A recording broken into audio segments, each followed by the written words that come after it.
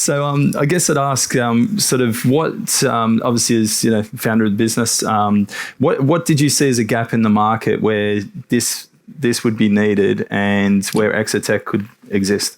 Yeah, I think maybe I can tell the story of the beginning of Exotec. It was in 2015. At that moment, there was some noise on the market because Amazon announced that they would shut down the sales department of Kiva System, their little orange robot moving shelves. Yeah. And that was the starting point of why are they shutting down this? There must be something behind. So with Renaud, the co-founder, we went to the warehouse. We had connection with warehouse manager and discuss with them and tell them what's going on, what's your need. And the answer we got is that I need to get more performance of my warehouse, and I would like to go to automation, but it's really scary, traditional automation, because you get a cathedral of steel and you stuff which are quite difficult to modify. Yeah. So then we understood that the robotics changes the game in terms of how easy it is to deploy and then to scale. You add robots, you remove robots, so it brings a lot of advantages. Yeah. And by coming back to this Amazon storage, we said we need to do something that fills the warehouse up to the ceiling, and that's really the idea of our Skypod system, is to have high performance robots, but also high density storage. So you bring a lot of speed to your operator, and you can stack up to the ceiling. So density and speed are the really performance asset of that solution. So that was really the starting point, and we built everything around that to be able to bring this answer to the warehouse managers. And how long did it take for you to, obviously you would have done prototypes, how many, you don't have to say, but how many times did you get it wrong? 1 year. Like how many times did it go off haywire and it'd be taking off everywhere? So it was 1 year between the first signature of the contract and the delivery of that contract 1 year later. That's impressive. It was Cdiscount, which is a big e-commerce player in France that trusted us. And at that point, we had not much to show, but 1 year later, it was there, and after it was high growth for the company. Amazing stuff. Jill, just in regards to what's like, if we've obviously got a lot of retailers in the room here.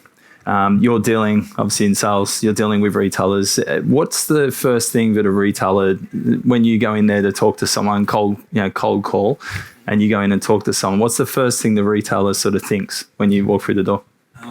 A bit like Romain said earlier, but I want to put the emphasis on that, is that the retailers live in a world now where there is a high instability of growth and of variations of flows.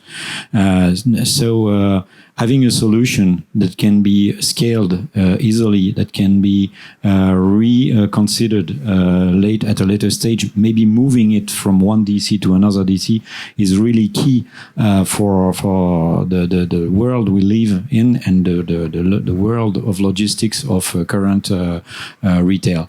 The other important thing is that Cdiscount, for example, by the time they decided to go for the Skypod, they also saw the demand going away from day plus 2 to next day delivery to even same day delivery. And this means that traditional automation that highly rely on, and even some of the current automation on batches, which is you group hundreds of orders and you prepare them all together. So it means that you have 4 hours at least lead time between the time you receive an order and the time you release it. Is not feasible anymore. Cdiscount, for example, they have a program where you order before 3 p.m., you get it before 8 p.m. in 20 major cities all over France. This you cannot achieve if you take 4 hours to prepare an order. It's simply not possible.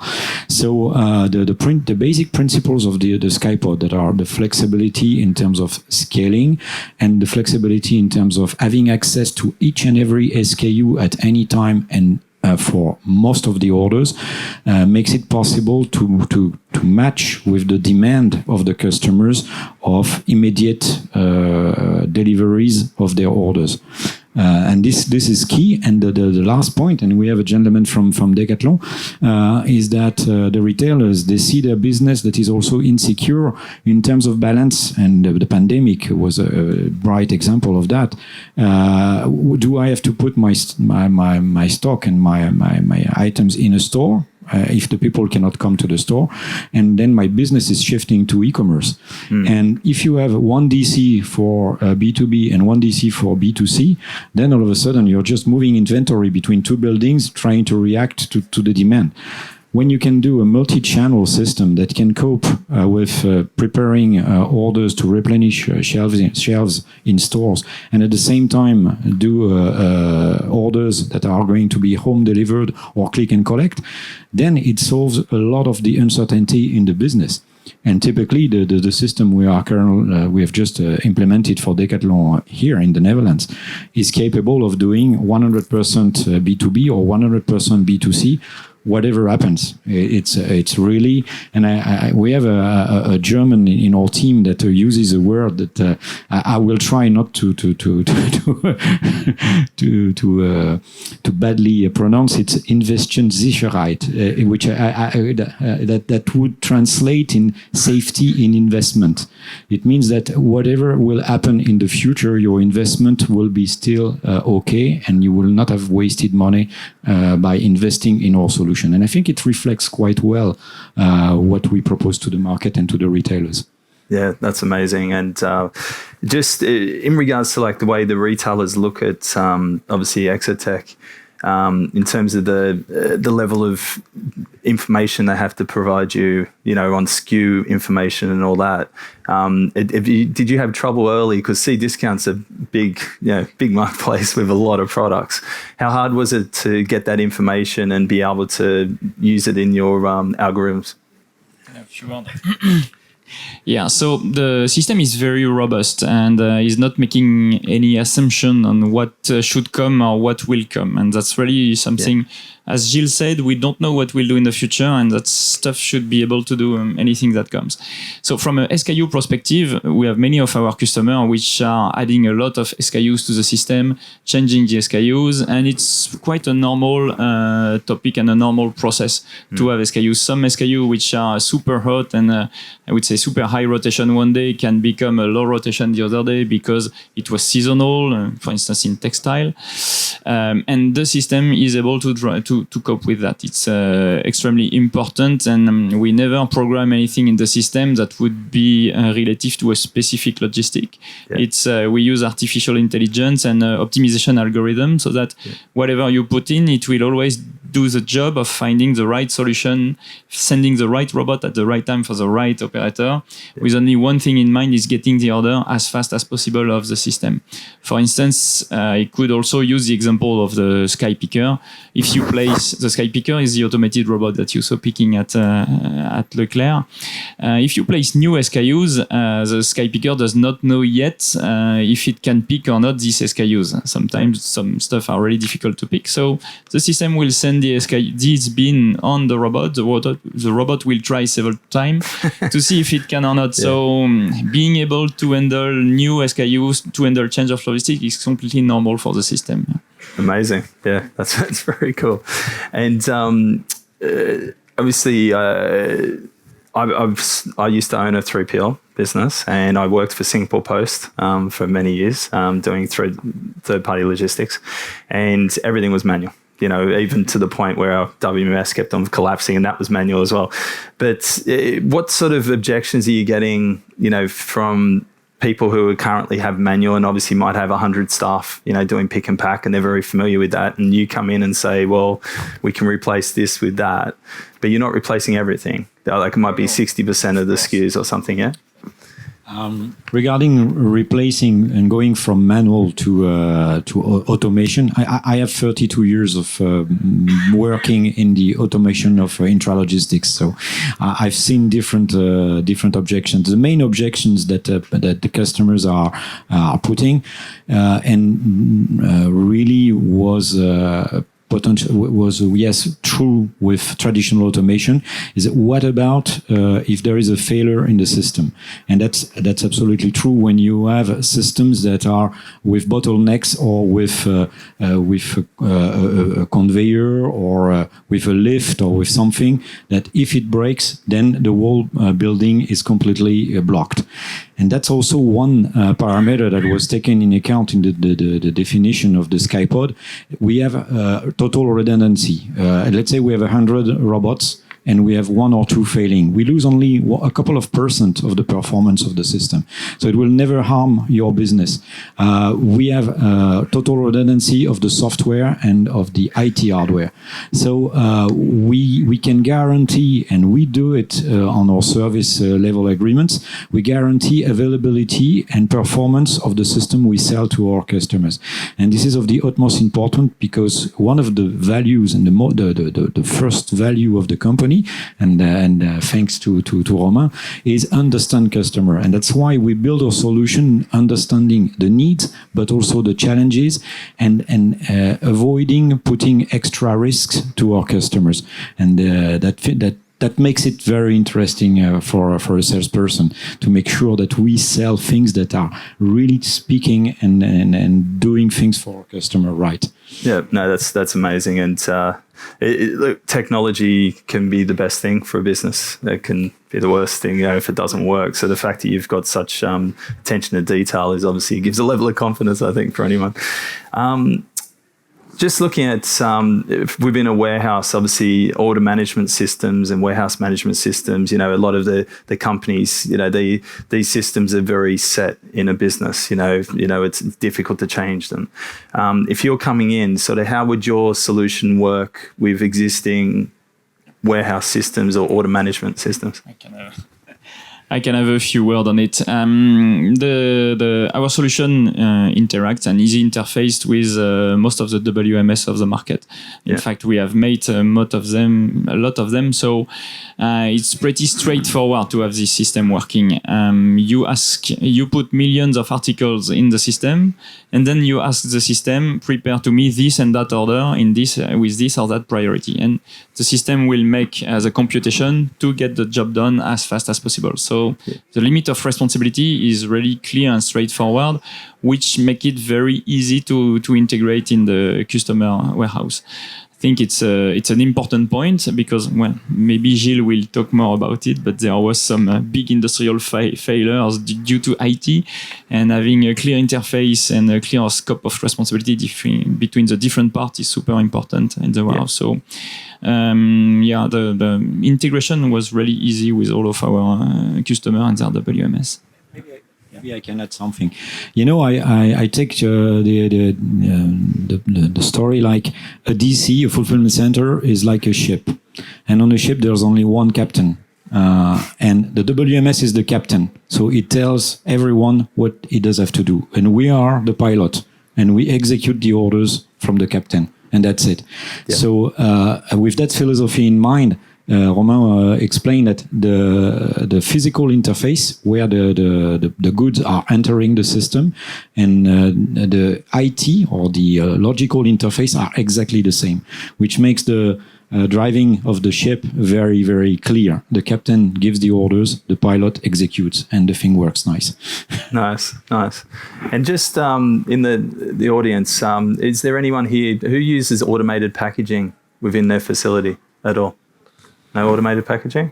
Yeah? Yeah, but so I'm from Wayfair doing furniture stuff. We have pack size machines. Yep. Because we have such a huge variance in shapes and forms, right? So we just have scanners, and then we scan the dimensions, and then we have a machine that's basically cutting the boxes so that we can fit it in. Excellent. And I saw the packaging obviously on the video as well. You like those sort of instances, pack size or I saw CMS here as well. Obviously those larger packaging machines. With this, there's always a thing sometimes where people have to send out individual orders because the packaging doesn't work. So they're sending you order 3 things, they send 3 separate packages, which isn't efficient. Do you have that sort of logic within the system to be able to consolidate orders? from around the warehouse, I guess. Yeah, I can answer. We have a first, we don't apply the same thing for every customer.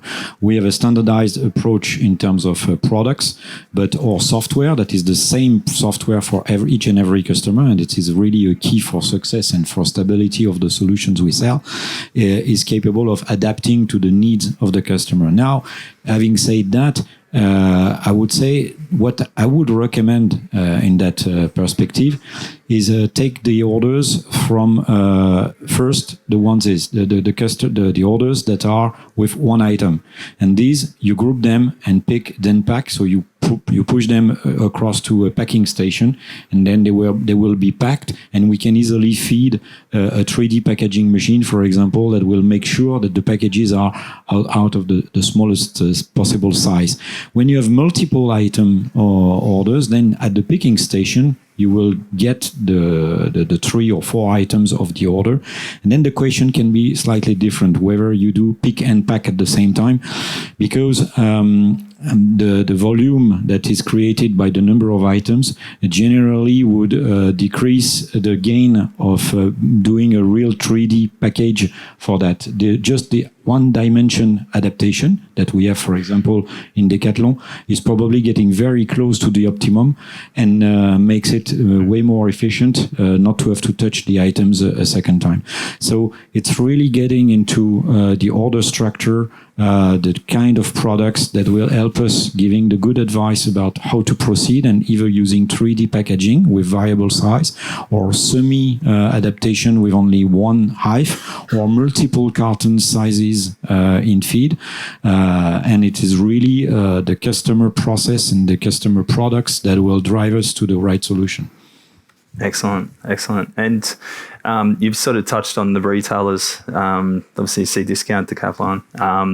Is that your ideal sort of customers, or can someone, a fashion retailer with multiple SKUs, which are difficult to pick and pack, Actually, we have a small fashion retailer. You might know Uniqlo, and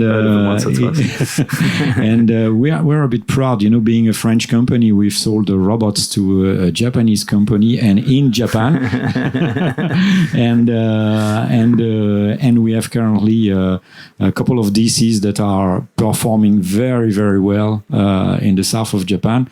And honestly, yes, we can provide. And that shows also the evidence of the flexibility of the solution, is that we can do the same thing for a B2B retailer, typically serving stores, and at the same time, with the same solution, serve Cdiscount that is a pure player in e-commerce, and having a lot of one-item orders. And that's the beauty of the solution. For sure. And someone like Uniqlo, for example, what was their pain point like for them to go to this, the level to put in this type of automation? I don't want to get too much details, but they were purely manual, and they wanted to go automation.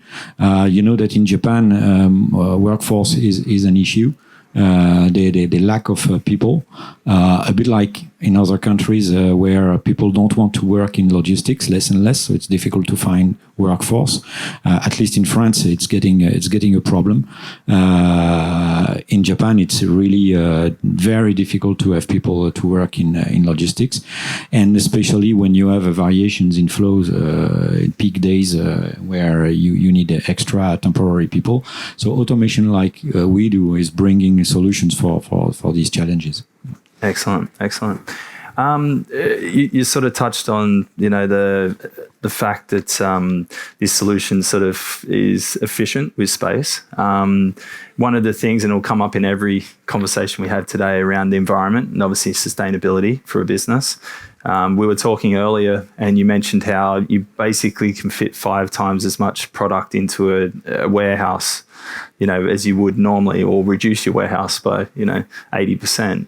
How much does that factor into how you're talking to, if you're talking to anyone here who's interested about them for their next warehouse, how much more efficient it'll be? I know if you will.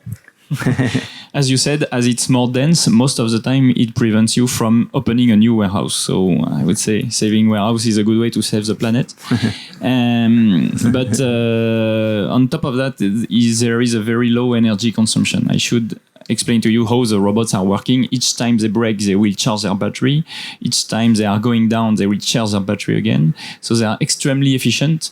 And we should compare that to traditional automation, where you have very high mass, which are accelerated and decelerated. And when you decelerate, you make most of it into heat. So robots are highly efficient, and we have made the computation. It gets us to 10 times less energy consumption than the traditional system. That's amazing. And you see that when you design the warehouse, you don't have to change the power supply of the warehouse. It can cope with standard power supplies. So there are huge savings in terms of investment on the warehouse, and then in terms of OPEX, and in terms of, I would say, power consumption. We are pretty proud of that, yeah. Yeah, amazing. Maybe we can add something. We will announce it. I speak under the control of our VP marketing, but this could get messy. We will announce next week something that is really key, and it's a world premiere about green efficiency of a DC. So I invite you to stay tuned. What I can unveil is that the technology of the Skypod was instrumental in reaching the goals of that customer. And Roma was explaining the low consumption of the low power consumption of the robots. It brings also us to a world where you can easily move a DC from one place to another because you don't need to have all this infrastructure to host automation. If you decide tomorrow to move, let's say, a system of 30,000 bins and to 50 robots, it will take something like 6 weeks to transfer it from one building to another building. So if you think about growing and you don't want to book the building for the next 10 years, you know that you can easily move the solution, and the cost will be 15% maybe of the initial investment. So very coherent in terms of return on investment. Definitely. And I think that just touching on that point that you made about 6 weeks turnaround. So, anyone in this room who's set up a warehouse knows how much time and effort it takes. So the ability to just transfer that, put it across and be up and running instantly. You don't have to train new staff in a new location. The robots remember what happened. So yeah, that's a very good solution for people. Can't get out of a conversation without talking about COVID either. So obviously, at the height of the pandemic, it was difficult because of lockdowns and everything for a lot of business to operate, and business went through the roof. E-commerce absolutely shot up. We didn't get the chance to be seeing how these companies did it, but I was absolutely shocked at, the volumes and everyone meeting those volumes. Your solution obviously is not affected by pandemic as much. There's still a few people in operation. How do you see, obviously, with how the attitudes have changed due to COVID, and sort of how they might look at Exotec as a solution?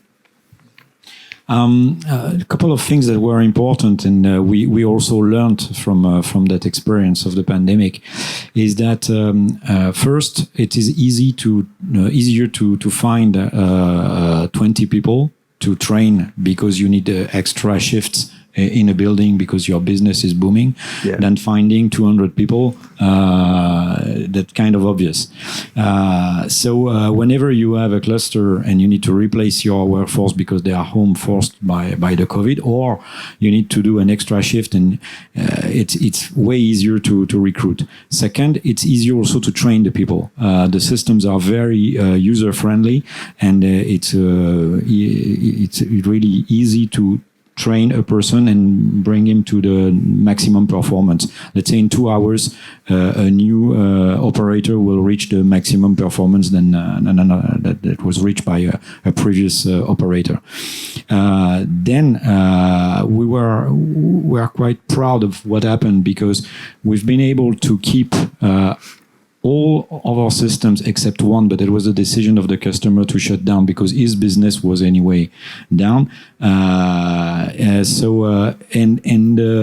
We were able to cope not only keeping the system running, but also keeping the system running, plus ramping up, plus working 3 shifts. And this showed the evidence that the solution is really rock solid and can cope with this kind of events. When you have a system that is very complex to maintain, not only running it is a problem, but maintaining it. And when you all of a sudden you say the system can be run 24/7 and you can still do the maintenance, because maintaining a robot is just pulling one out of the system, leaving the rest running, maintaining that robot, putting it back into the system, then you can really run 24. When you have fixed equipment on the floor, you need to maintain it. You can't run 24/7. So by evidence, you have to stop sometime. For sure. And I guess someone like a 3PL operation, like if it's a single customer, obviously they know. 3PL have a variety of customers, and they might have someone doing fashion, someone doing cosmetics. How easy is it for operationally to set up? To run multiple customers, to give that sectioning, I guess, because people want their stuff sectioned when in a 3PL. Your question is right. In fact, we have 2 kind of project with 3PL. The one that have one particular customer in mind and we help them winning the contract, and the other that are thinking about placing multiple customer in the system. And it was not that possible before because, as I said, systems were really optimized for one kind of logistic, and placing a new logistic in it was not always easy. Whereas, as I was explaining, our system does not really care. You can put whatever you want in it, and it will deliver the performance. So with that, the 3PL that we are discussing with, they are able to place multiple customer in it.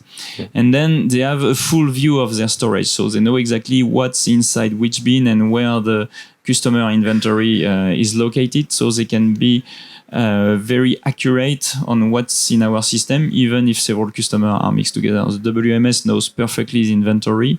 As soon as you have mistakes, we tell him, so both systems have the same view of inventory, so that's no problem placing many customers, and I think that's a really good idea, and 3PL will do more and more this way of doing.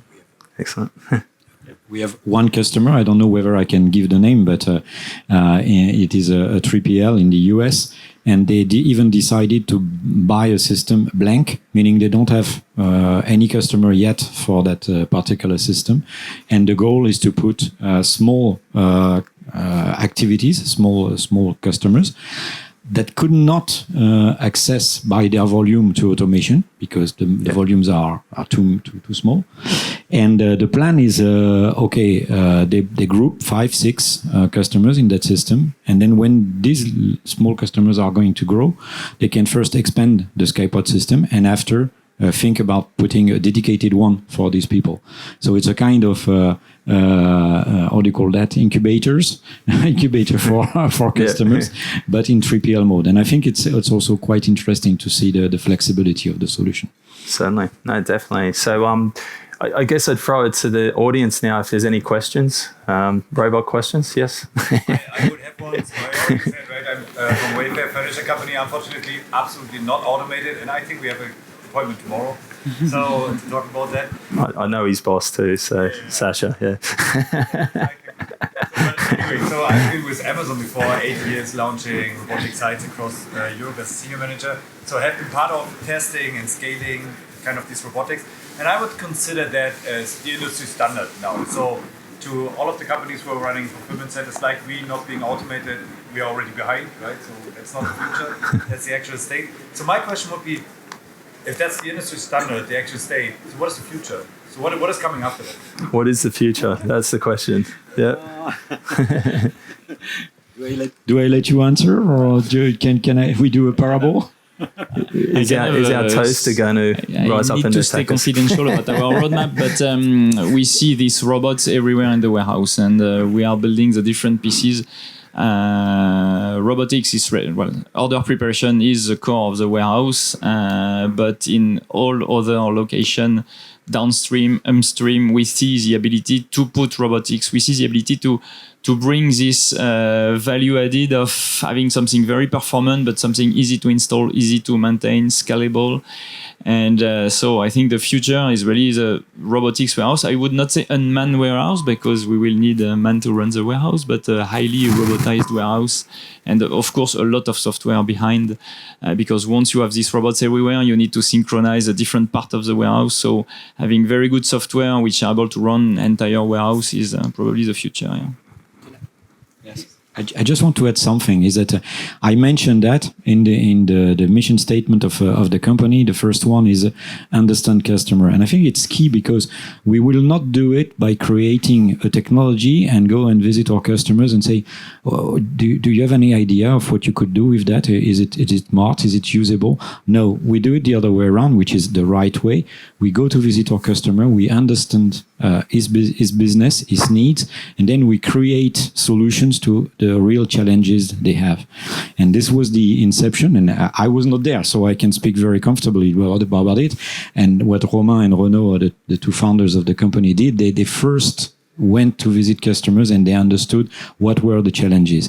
And I think this is a very important value, and the future of our company is we will continue to fulfill all the needs of our customers, but coming from their needs and from their challenges, not from the brightest engineering idea that doesn't have any application really, you know. Very good, very good. We discuss a lot with our customer because when we deliver system for them, that's for 10 years. So each month we have them, we see what's going on. So the discussion are going on with all of our existing customer on what they need. As we were explaining, we scale the system, we modify them a lot. The one from Leclerc has been modified already 4 times. Scale, adding station, added automated picking. So that discussion with our customer is super valuable for us, and really deploying a system that's only the beginning of a long relation, and we really want and we are seeking for this discussion with the customer to fit the roadmap of the R&D of Exotec. So, yeah. Awesome. Any other questions? No? Not a problem. So I think that'll probably conclude for today. It's been awesome talking to you guys. Really, really exciting business. Great clients already, and you've done amazing things, and look forward to seeing the next thing out of Exotec. Thank you. Thanks a lot. And if you have any question, more private question, feel free to come to us. Thanks a lot. Excellent. Thanks, everyone.